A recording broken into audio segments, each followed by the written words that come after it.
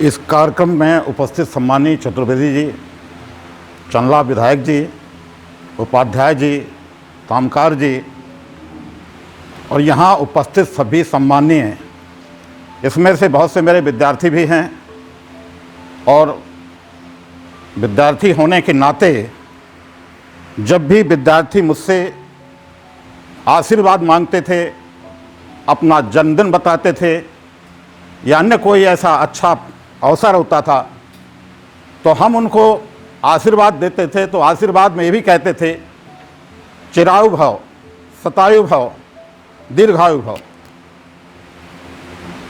लेकिन आज हम जिनकी चर्चा करने के लिए उपस्थित हैं, क्या होता है, 788 में जन्म होता है और 820 में उनकी महाप्रयाण हो जाता है। मात्र 32 साल की उम्र में उन्होंने इतना किया कि हम यहाँ 32 साल तक भी उनकी चर्चा करें तो कम होगी। तो चिरायु, शतायु, दीर्घायु जरूरी है, लेकिन उसके साथ ये भी जरूरी है कि हम चिरायु, शतायु, दीर्घायु में क्या अच्छा कर रहे हैं, कितना हम समाज को दे रहे हैं, समाज को हम कितना बांध रहे हैं, समाज को हम कितना जोड़ रहे हैं, ये भी बहुत जरूरी है। और आज हमारा समाज, वर्तमान समाज जिन संकटों से गुजर रहा है, मैं आप सब महान भाव से कहना चाहूँगा कि शायद पता नहीं है कि हम कहाँ जा रहे हैं, पतन की पराकाष्ठा की ओर जा रहे हैं। घरों में बच्चे हमारी बात नहीं सुन रहे, घरों में बच्चे वह कर रहे हैं जो उनकी मनमानी हो रही है, मनमानी कर रहे हैं। क्यों? क्योंकि हमने आज की शिक्षा व्यवस्था को केवल पैसे और डॉलर से जोड़ रखा है। हम चाहते हैं हमारे बच्चे अच्छे नंबर लाएं, हम चाहते हैं हमारे बच्चे अच्छी नौकरी पाएं, हम चाहते हैं हमारे बच्चे विदेशों में जाकर बसें और नोट कमा कमा के लाएं। और ये जब हम सब करेंगे तो हमारे 3 ऋणों के सिद्धांत का क्या होगा? जो हमारे हजारों साल पहले के पूर्वजों ने इतनी कठोर मेहनत के बाद, हजारों साल काम करने के बाद, हजारों साल रिसर्च करने के बाद हमें जो कुछ दिया, वो हम अपनी अगली पीढ़ी को क्या दे पाएंगे? मैं 40 साल महाराजा कॉलेज में प्रोफेसर रहा। पिछले 8-10 साल का मेरा समय ऐसा समय जा रहा था कि मुझे लग रहा था कि हो क्या रहा है। मैं एक संक्षेप में उदाहरण दे रहा हूं कि एक दिन मैं अपनी क्लास में था और मेरे विद्यार्थी जानते हैं कि मेरी कोई क्लास कभी 250-300 विद्यार्थियों से कम नहीं रही। उन विद्यार्थियों में से एक प्रसंग कोई आया, रामचरितमानस की मैंने एक चौपाई बोली और ऐसे ही मैंने बोल दिया, परीक्षण के लिए नहीं बोला, ऐसे ही बोल दिया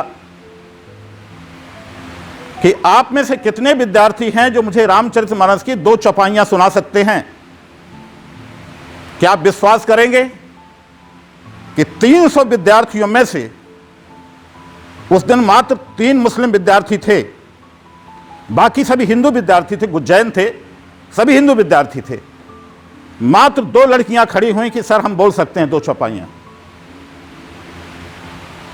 2 चौपाइयां मात्र हम बोल सकते हैं, बाकी किसी भी विद्यार्थी को रामचरितमानस की 2 चौपाइयां पता नहीं थी। और 2 में से एक ने पूरी चौपाई बोली और एक ने आधी चौपाई बोली। क्यों ऐसा हो रहा है? हम आप सब दोषी हैं, मैं भी हूं, आप सब लोग हैं। मुझे कहने में कोई संकोच नहीं है। हम अपने बच्चों को कितना समय देते हैं, हम अपने बच्चों को कितना संस्कारित करते हैं, हम कितना आत्म केंद्रित हैं, हम केवल अपने बारे में सोच रहे हैं, हम कितना पैसा भरें, कितना ऊंचा पद प्राप्त करें। हम समाज के लिए सोचते हैं? आदि शंकराचार्य ने आज अगर ऐसा सोचा होता तो आज हम यहां होते क्या?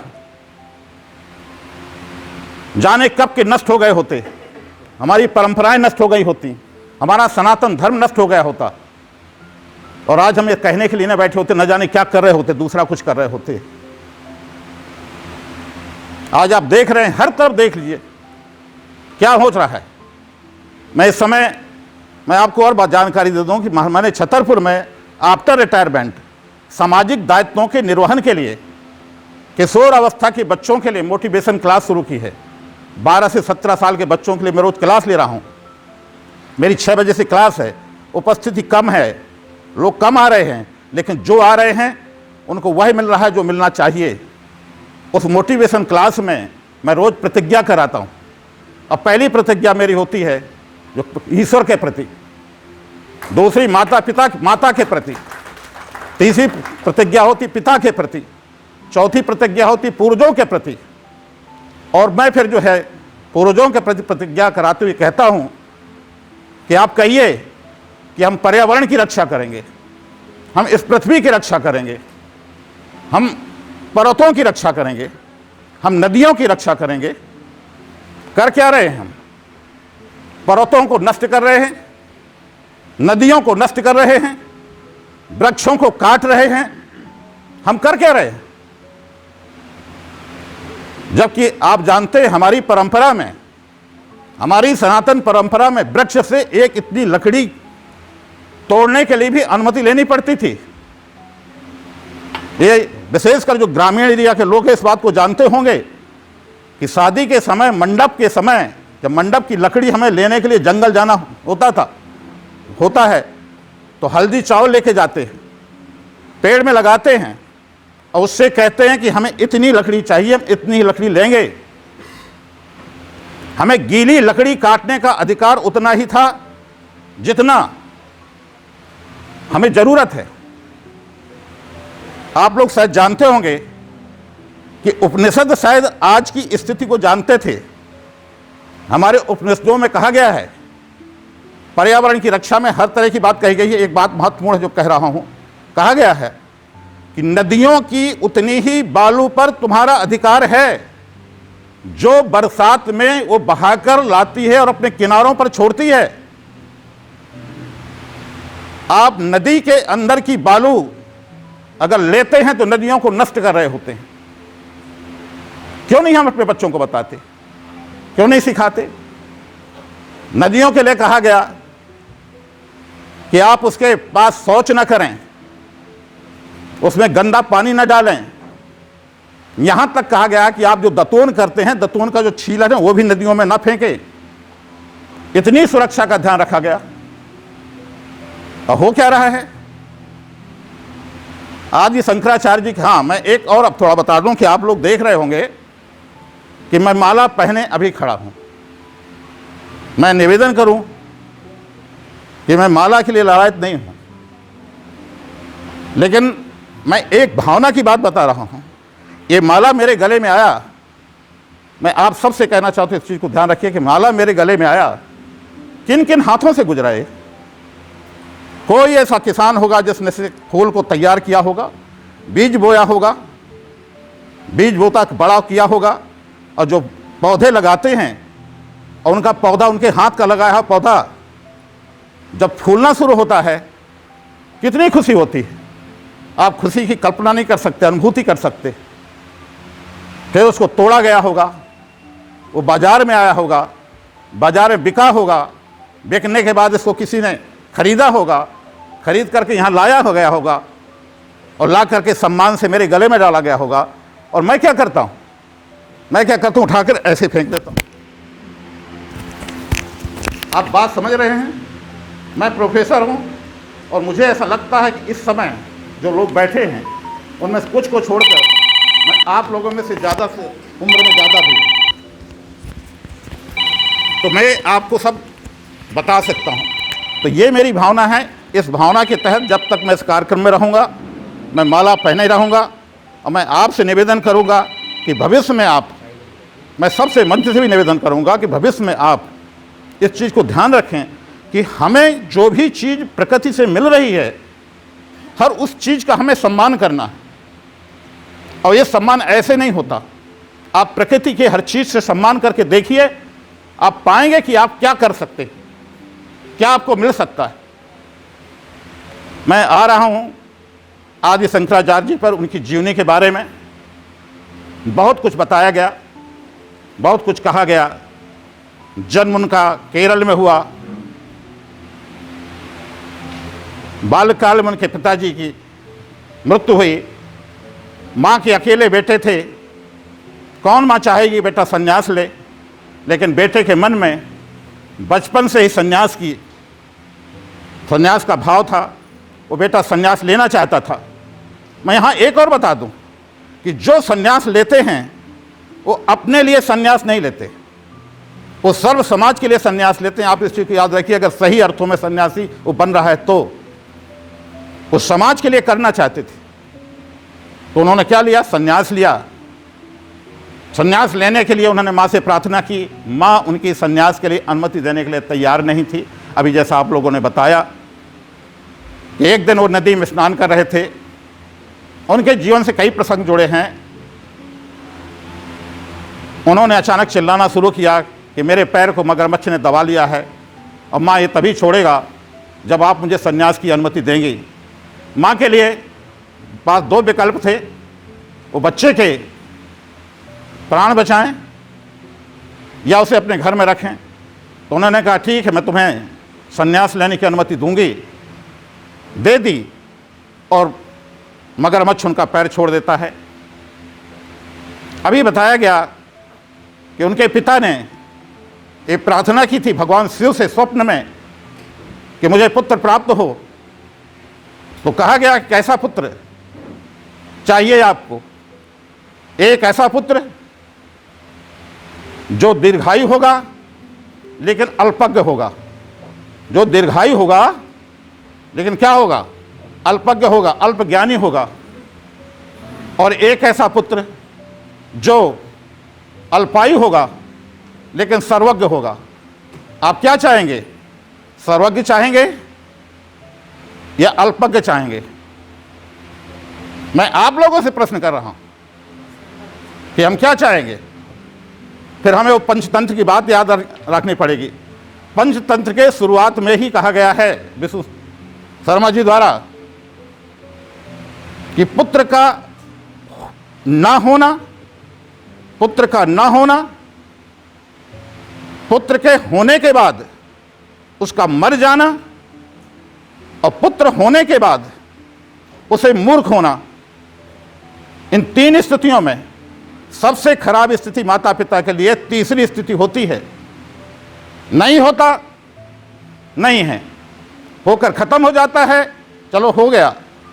लेकिन अगर कोई मूर्ख पुत्र पैदा होता है तो जीवन भर वो कष्ट देता है माता पिता को। और यही भगवान आदि शंकराचार्य के पिताजी ने सोचा होगा और इस तरह के पुत्र की क्या की होगी? कामना की होगी। और वो बिल्कुल जैसी उन्होंने कामना की थी वैसी पुत्र निकले। संन्यास लेते हैं। बाल काल में संन्यास, बताइए 12-14 साल की अवस्था कोई संन्यास लेने की है। और उस समय पर आप कल्पना करिए, उस समय संसाधनों का कितना अभाव था, जानकारी का कितना अभाव था। आज तो आपके पास गूगल है, आप हर चीज़ सर्च कर लेंगे, कहाँ बद्रीनाथ स्थित है, कहाँ केदारनाथ स्थित है, कहाँ जोशी मठ स्थित है, सब आप देख लेंगे। उस समय पर क्या था? उतने अभाव के बीच में भी उन्होंने पूरे भारत भर की यात्राएं की। उनके बारे में सैकड़ों प्रसंग हैं। मैंने कहा ना कि 32 साल का उनका जीवन रहा। 32 साल में उन्होंने जो किया वो हम 32 साल तक, मैं अतिशयोक्ति नहीं कह रहा हूँ, 32 साल तक भी अगर हम चर्चा करें तो चर्चा कम नहीं होगी।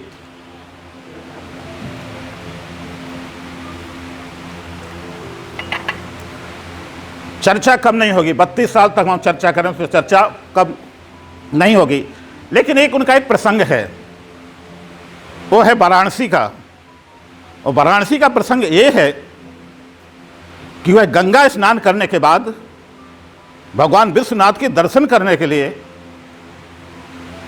अपने शिष्यों के साथ आ रहे थे। और जब शिष्यों के साथ आ रहे थे तो सामने उन्होंने देखा कि एक चांडाल, जो उस समय समाज में सबसे निम्न स्तर में था, तो सामने आ रहा है।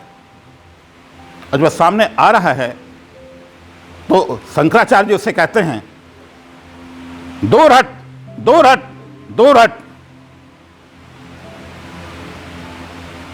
वो चांडाल बहुत ही विनम्रता के साथ खड़े होकर कहते हैं कि आप किसको हटने की बात कर रहे हैं? आप किसको हटाने की बात कर रहे हैं? मांस मज्जा से युक्त इस शरीर को या उस चेतन को चेतन से हटाने की बात कर रहे हैं? आप शरीर को हटा सकते हैं, चेतन को चेतन से कैसे हटा सकते हैं?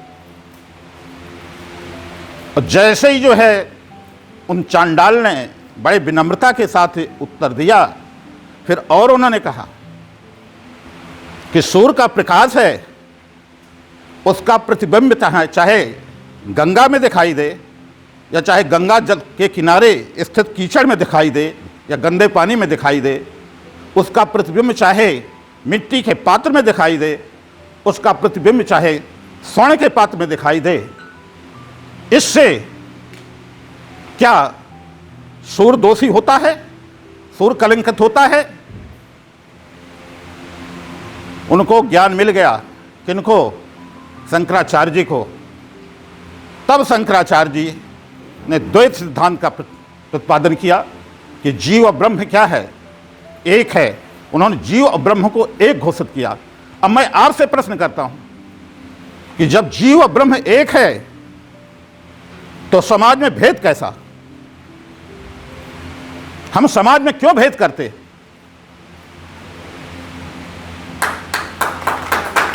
इसी तरह से मैं आपसे यह कहना चाहूंगा, भगवान कृष्ण ने भगवत पुराण में कहा है, एक तरफ शंकराचार्य जी ने कहा, दूसरी तरफ भगवत पुराण में भगवान कृष्ण ने कहा है, अहम सर्वभूतानां, मैं सभी प्राणियों में विद्यमान हूं, मुझे सभी प्राणियों में स्थित समझो।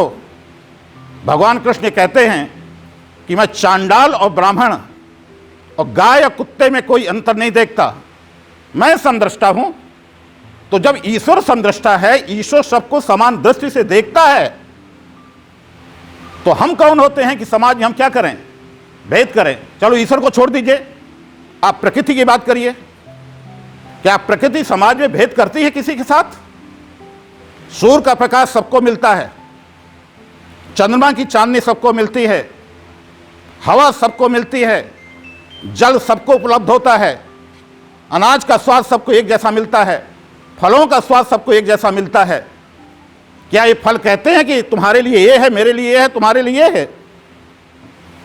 फिर ये भेद हमारे बीच कहां से आ गया?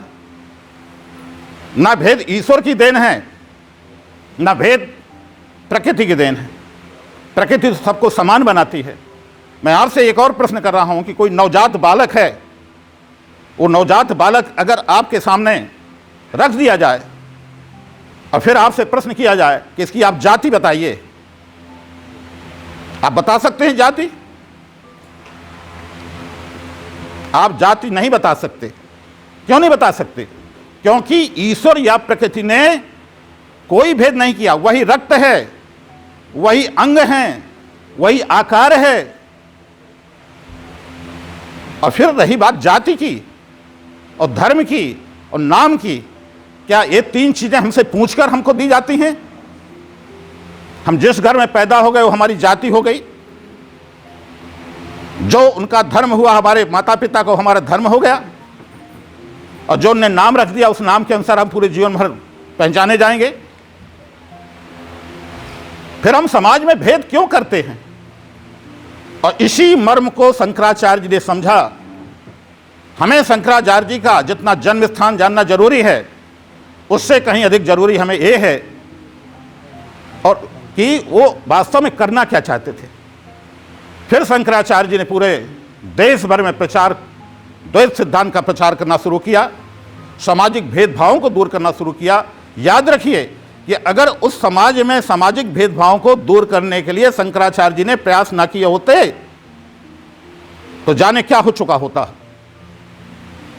ये आज आपकी संस्कृति, आज हमें सनातन धर्म के बारे में यहां हम सब लोग खड़े होकर बोल रहे हैं, आज माथे पर तिलक लगाए हैं, चोटी रखे हैं, उसमें बहुत बड़ी भूमिका किनकी थी? शंकराचार्य की भी थी, ये मत भूलिए आप लोग। तो शंकराचार्य जी ने उस युग में किया। बहुत से प्रकरण हैं, जैसे आगे का एक प्रकरण है, वही वाराणसी का प्रकरण है। हाँ, यहाँ मैं ये और बता देना चाहता हूँ कि जो ये हमारे समाज पर आरोप लगाया जाता है कि प्राचीन काल में स्त्रियों और कुछ जातियों को शिक्षा का अधिकार नहीं था, तो मैं आपसे पूछता हूँ कि अगर शिक्षा का अधिकार नहीं था तो चांडाल ने जो प्रश्न किए, वो बहुत लंबे प्रश्न है और प्रश्न है, मैं उनको छोड़ गया हूँ। वो प्रश्न किए, वो कैसे प्रश्न करते? एक अशिक्षित व्यक्ति जिसको किसी प्रकार की शिक्षा प्राप्त नहीं है, उसके मन में कैसे प्रश्न आते? दूसरा एक और है स्त्रियों का कि एक दिन वो वही गंगा से स्नान करके लौट रहे थे तो देखा कि एक स्त्री अपने मृत पति को जमीन में लटाए, उसका सिर अपने गोद में रखे है और वह जो है गली में बैठी हुई है। आप सब जानते हैं कि बनारस की गलियां बहुत सक्रिय थीं। भला हो वर्तमान प्रधानमंत्री का कि उन्होंने जो है बनारस को वह रूप दे दिया है, और आप उनकी प्रशंसा करें चाहे जो कुछ ना करें, लेकिन ये तो मानना पड़ेगा कि उस आदमी ने इतना ज़्यादा कुछ कर दिया है कि उनको भी बहुत समय याद करेंगे लोग। आप बनारस की गलियों में जाएंगे, उस समय मैं भी गया हूँ, निकलना मुश्किल होता था। ऐसी एक गली में स्त्री बैठी हुई थी, मृत पति को लेकर विलाप कर रही थी। तो शंकराचार्य जी कहते हैं, जा करके शिष्यों के साथ थे, कहते हैं कि ये हटाओ इस डेड बॉडी के, 100 को हटाओ, 100 को हटाओ, 100 को हटाओ। तो जानते हैं वो स्त्री क्या प्रश्न करती है? वो करती है कि आप मुझसे इस डेड बॉडी को 100 को हटाने के लिए क्यों कह रहे हैं? आप इस 100 से ही क्यों नहीं कहते कि हट जाए? क्या कहा कि आप इस 100 को ही क्यों नहीं कहते कि हट जाए? तो शंकराचार्य जी कहते हैं कि कैसी बात कर रहे हैं, बावली हो गई हो क्या? क्या मेरे में इतनी ताकत है, मेरे में इतनी शक्ति है कि मेरे कहने पर 100 हट जाएगा? तो बोले फिर आप अपनी ही बात का खंडन कर रहे हैं। आप कहते हैं कि ब्रह्म जो है शक्ति के संबंध में निरपेक्ष है, निरपेक्ष शक्ति वाला है, जो होता है होता है। तो बोले या तो निरपेक्ष है या वो करता है। आप किसको मानते हैं? यहां भी उन्हें ज्ञान मिला। और ऐसे प्रश्न कौन कर रही है? एक स्त्री कर रही है। अभी मंडन मिश्र का प्रसंग था। मंडन मिश्र अपने समय के प्रकांड विद्वान, और उतनी उनकी पत्नी भारती उनसे कम नहीं, उनसे ज़्यादा। और चूंकि शंकराचार्य जी को अपने द्वैत सिद्धांत को स्थापित करना था, तो इसके लिए जरूरी था कि मंडन मिश्र के साथ उनका साथ होता। वो मंडन मिश्र के इसलिए उनको पराजित करना चाहते थे। उसके पीछे भी उनका लक्ष्य खुद को विजेता सिद्ध करना नहीं था, उनको समाज का भला करना था, समाज के लिए कुछ करना था। और मंडन मिश्र ने समाज में जो भेद हैं उनको दूर करने के लिए नहीं, बल्कि भेद बढ़ाने का काम कर रहे थे। जैसा कि भी बताया गया, सर ने श्लोक पढ़े, वहाँ पहुँचे जहाँ पानी भर रही थी औरतें, उनसे पूछा तो कहा कि भाई वहाँ चले जाइए जहाँ तोता मैना भी संस्कृत में आपस में वार्तालाप कर रहे हों। वो पहुँचते हैं, वहाँ जाकर मंडन मिश्र से उनकी बातचीत होती है, शास्त्रार्थ शुरू होता है। और आप सबको पता है ना कि मंडन मिश्र और शंकराचार्य जी के बीच जो शास्त्रार्थ हो रहा था, उसकी अध्यक्षता, उसकी निर्णायक उनकी पत्नी थी। किनकी पत्नी?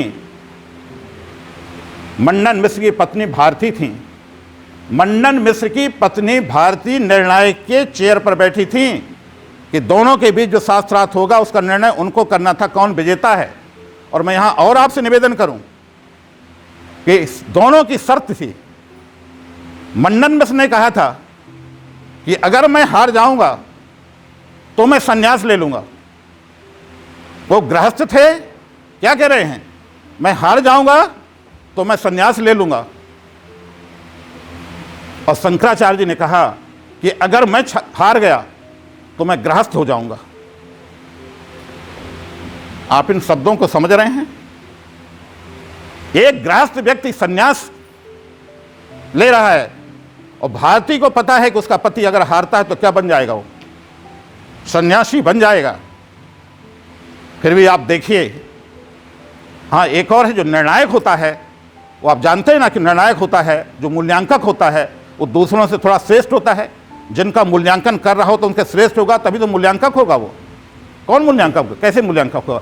तो भारती मंडन मिश्र और शंकराचार्य से भी ज़्यादा योग्य थी, प्रतिभाशाली थी, उनका अध्ययन बहुत ज़्यादा था, ज्ञान बहुत ज़्यादा था, तभी उनको क्या बनाएगा, अध्यक्ष बनाएगा। तो जो ये कहते हैं कि समाज में स्त्रियों को शिक्षा का अधिकार नहीं था, उनके लिए भारती क्या है, उदाहरण है। तो मैं कहूँगा कि पहले अध्ययन करें, पहले पढ़ें और फिर कोई ऐसे वक्तव्य दें जिससे समाज में भेद पैदा हो। अगर हम समाज के भेद वाली चीज़ों को आगे लाते जाएंगे तो ठीक नहीं रहेगा। एक सफ़ेद चादर है, उस सफ़ेद चादर में एक दाग बना है, लोगों का ध्यान दाग पर ही क्यों रहता है? पूरा चादर तो सफ़ेद है। दुनिया की कौन सी ऐसी संस्कृति है जैसे विकृतियां ना आई हों? आती हैं, लेकिन उन विकृतियों को दूर करने की ड्यूटी किसकी है? हमारी है। लेकिन हम विकृतियों का ही रोना रोते रहेंगे तो कुछ होने वाला नहीं है। मैं यहाँ एक और प्रसंग इसी का है। क्या हुआ कि जब आपको मालूम है कि शास्त्रार्थ लंबे समय तक चल रहा था, कई दिन तक चलता रहा, और एक दिन जो है जब समापन होने वाला था उसके कुछ एक दिन पहले भारती को, पत्नी को उठ करके बाहर जाना पड़ा कुछ काम के लिए।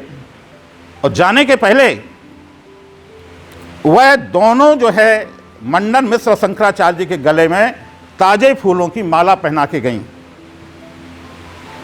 और कहा कि ताजे फूलों की माला ही निर्णय करेगी कि कौन विजेता हुआ। वो लौट कर आती हैं, उनने इनके बीच क्या संवाद हुए नहीं सुने, लेकिन गले में जो ताजे फूलों की माला थी उसको उन्होंने देखा कि जो मंडन मिश्र के गले में ताजे फूलों की माला है वो कुम्हला चुकी है, उसके फूल कुम्हला चुके हैं, और शंकराचार्य जी के गले की माला में जो फूल थे वो ज्यों के त्यों खिले हुए हैं। उनने विजेता घोषित कर दिया शंकराचार्य जी को। पूछा गया कैसे आपने विजेता, आप तो थी नहीं, आपने विजेता कैसे घोषित कर दिया? तो बताया गया कि जो गले में फूलों की माला है वो कुम्हला गई है। और ये इस बात का प्रतीक है, जब व्यक्ति हार रहा होता है, जब व्यक्ति पराजित हो रहा होता है तो उस पर क्रोध हावी हो जाता है। क्या हो जाता है? क्रोध हावी हो जाता है, और उस क्रोध के कारण शरीर पर असर पड़ता है, और वो शरीर जो माला का स्पर्श कर रहा है उसके कारण माला क्या हो रहे हैं, कुम्हला रहे हैं। तो आप खुद सोचिए कि अगर क्रोध के कारण माला कुम्हला सकता है तो हम क्रोध से क्या करें, बचें। मैं आपको जानकारी दूं कि मैं मोटिवेशनल क्लास में क्रोध पर नियंत्रण कैसे करना है बच्चों के लिए, ये भी क्लास में ले रहा हूं, ये भी बता रहा हूं। तो शंकराचार्य जी के ज्ञान की कोई सीमा नहीं थी, लेकिन मैं एक और जानकारी दूं आपको कि शंकराचार्य जी समुद्र के किनारे एक दिन बैठे हुए थे, और समुद्र के किनारे बैठे हुए थे तो क्या होता है कि उनका एक शिष्य कहता है कि आप तो परम ज्ञानी हो चुके हैं, आपका मुकाबला करने वाला पूरे देश में कोई नहीं है, आपसे बड़ा कोई ज्ञानी है नहीं। तो उन्होंने कहा एक काम करो, वो कलम रखी है, कलम उठाओ। कलम उठाई, बोले इसको पानी में जाकर समुद्र के पानी में डुबो दो। क्या कर दो? समुद्र के पानी में डुबो दो। तो कलम को समुद्र के पानी में डुबो दिया जाता है, फिर वो कलम निकाल के लाते हैं तो बोले इसमें जितना पानी लगा है ना उतना भी मेरे पास ज्ञान नहीं है। अगर इतना भी ज्ञान होता तो मैं अपने आप को परम ज्ञानी कह लेता। ज्ञान की कोई सीमा नहीं है। इसलिए मेरा फिर एक निवेदन है कि अगर आप में से किसी को किसी चीज़ का घमंड हो, चाहे ज्ञान का हो, चाहे पद का हो, चाहे प्रतिष्ठा का हो, चाहे धन का हो, आप समझ लीजिए कि कोई सीमा नहीं है बढ़ने की। हमारे हाथ ऐसे नहीं होना चाहिए, हमें ऐसा होना चाहिए।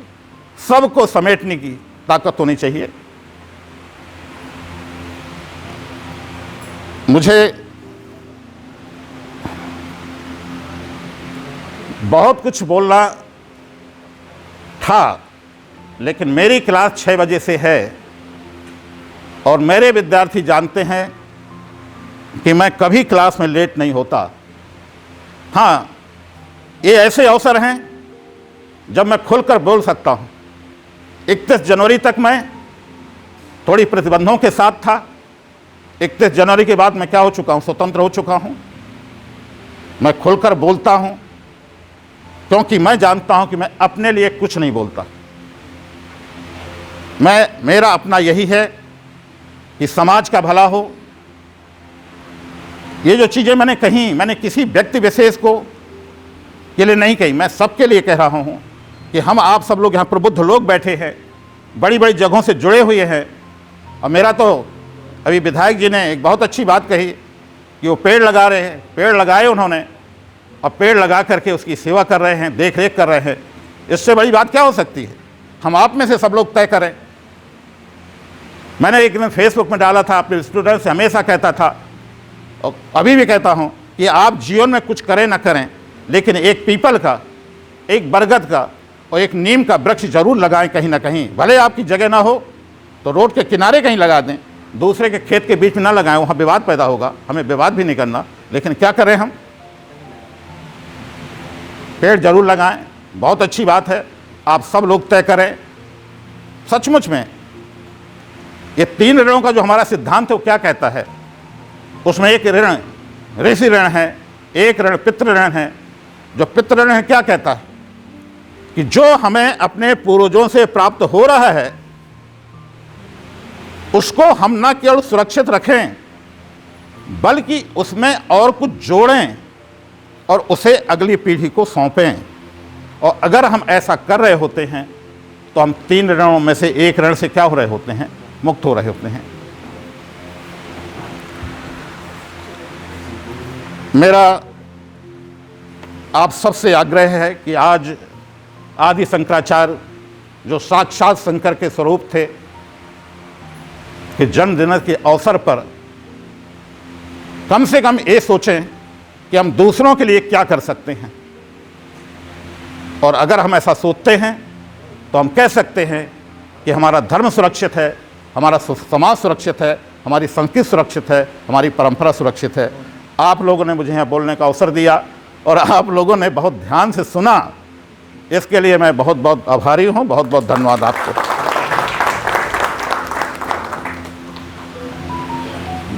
आदरणीय सर द्वारा हमें बहुत ही अच्छा मार्गदर्शन दिया गया। इसके पश्चात मैं श्री आशीष तामलकार सर से निवेदन करूंगा कि जो है हमारे आए हुए सभी अतिथियों का आज के इस प्रेरणामय कार्यक्रम हमारे मध्य जिला विधायक सम्मानीय राजेश प्रजापति जी, श्रीमान राजेश चतुर्वेदी जी, पूर्व विभाग संचालक राष्ट्रीय संघ श्रीमान CN शुक्ला जी, श्रीमान उपाध्याय जी उपस्थित रहे। मैं जन अभियान परिषद की ओर से आपका हार्दिक हार्दिक आभार व्यक्त करता हूँ। आज इस कार्यक्रम में जिला पंचायत सभा कक्ष में आप लोग सभी आगंतुक बंधु, सामाजिक संगठनों के प्रतिनिधि, धार्मिक संगठनों से जुड़े हुए व्यक्ति, समाज सेवा के क्षेत्र में काम कर रहे सामाजिक कार्यकर्ता, स्वयंसेवी संगठनों के प्रतिनिधि यहाँ उपस्थित हुए। मैं आप सब लोगों का हृदय की गहराइयों से हार्दिक हार्दिक आभार व्यक्त करता हूँ।